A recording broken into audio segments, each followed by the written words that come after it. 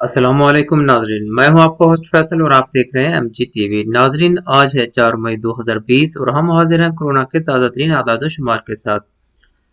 ناظرین، سعودی عرب میں پچھلے 24 گھنٹوں میں ٹوٹل 1645 کورونا کے کیس سامنے آئے ہیں، جن میں سے مکہ مکرمہ میں 287، دمام میں 261، جدہ میں 261، جبیل میں 217، مدینہ المنورہ میں 152، حفوف میں 133، ریاض میں 131، بیش میں 53، خبر میں 26، طائف میں 14،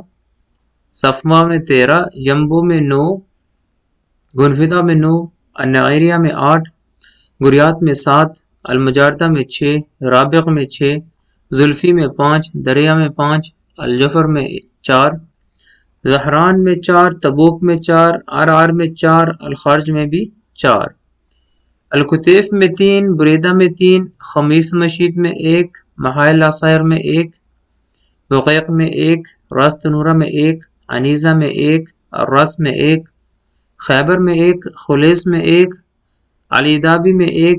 صبیہ میں 1، حفر باطن میں 1، نجران میں 1، حائل میں 1، تبرجل میں 1، ہوتا بنی تمیم میں 1، زرما میں بھی 1 کورونا کیس سامنے آیا ہے۔ ناظرین، سعودی عرب میں اب تک ٹوٹل کورونا کے مریضوں کی تعداد 28,656 ہو چکی ہے اور صحت یاب ہونے والوں کی تعداد 4,476 ہو چکی ہے اور وفات پانے والوں کی تعداد 191 ہو چکی ہے۔ ناظرین، آج کی رپورٹ کے مطابق 19% سعودی، 81% اجنبی، 13% خواتین اور 87% مرد حضرات کورونا کا شکار ہوئے ہیں۔ ناظرین، مزید تازہ ترین خبروں کے لیے ہمارے چینل کو سبسکرائب کریں اور ساتھ گھنٹی کے بٹن کو دباتے جائیں